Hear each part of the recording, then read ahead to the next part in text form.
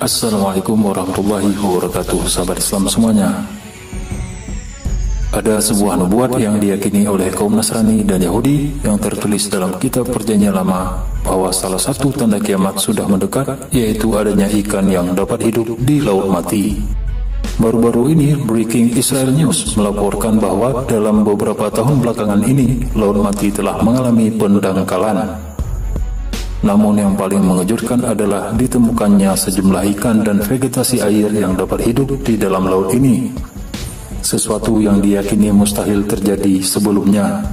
Nubuat ini berasal dari kitab Ezekiel atau Yehezkiel yang merupakan salah satu nabi besar dalam ajaran Yahudi. Baiklah, sebelumnya mari kita sedikit membahas tentang laut mati. Laut Mati atau Dead Sea adalah danau yang membujur di daerah antara Israel, Palestina, dan Yordania.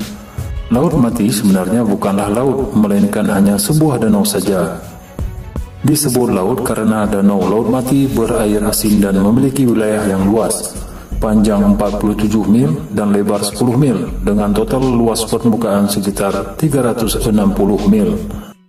Sedangkan kedalaman laut mencapai 422 meter. Lalu mengapa disebut laut mati? Disebut demikian karena tidak ada ikan yang dapat hidup di laut mati karena keasinan airnya yang sangat tinggi. Laut mati biasa disebut dengan laut garam karena perairannya mengandung 33,7% garam atau sekitar 9 kali lebih banyak dari kandungan garam di laut biasa.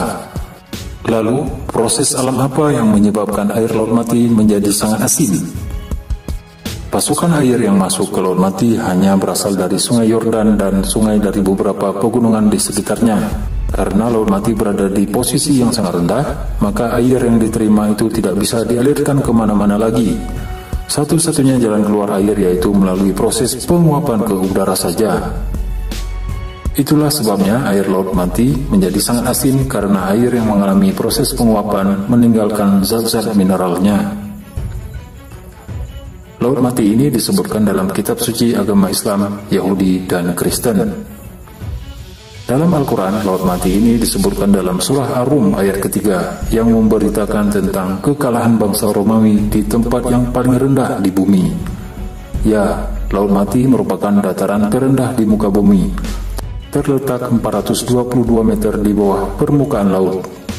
Laut Mati terkenal karena kisah kaum Nabi Lut alaihissalam yang melegalkan perilaku homoseksual.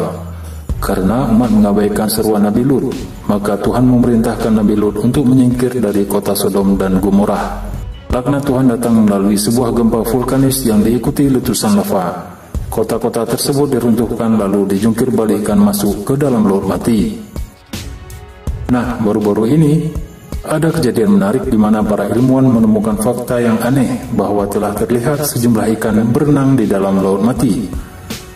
Setelah ditelusuri mengapa ikan-ikan tersebut dapat hidup di sana, diketahui bahwa ternyata sudah ada lubang-lubang air tawar yang mengalirkan air ke dalam laut tersebut. Sebenarnya tidak ada keajaiban ilmiah pada kejadian ini. Namun dari sudut religi, orang-orang Yahudi dan juga Kristen yakin bahwa ini adalah salah satu nubuat yang terdapat dalam kitab Yehezkiel 47 ayat 8 hingga 10 yang mengisahkan bahwa akan datang masa di mana air Laut Mati menjadi tidak asin lagi dan banyak ikan yang hidup di sana. Orang-orang Yahudi yakin bahwa kutukan terhadap Laut Mati akibat dosa kaum Sodom dan Gomorrah telah dicabut oleh Tuhan seiring dengan adanya ikan-ikan yang dapat hidup di laut tersebut. Lalu, apa hubungannya nubuat dalam kitab suci agama lain dengan Islam? Mengapa kita umat Islam harus repot memikirkannya?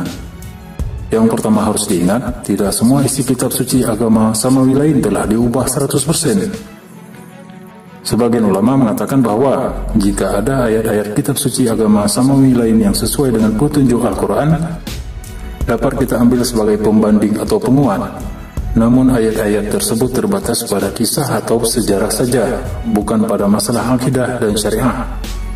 Sebagaimana para ulama kristolog mengutip kitab agama lain untuk membantah penyimpangan dari agama tersebut.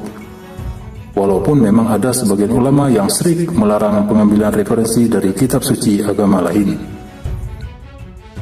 Di sisi lain, Yehezkiel ataupun Ezekiel sendiri menurut tafsir sebagian para ulama misalnya Ibnu Tabari rahimahullah, merupakan nama lain dari seorang nabi atau waliullah yang bernama Ibnu Al-Ajuz.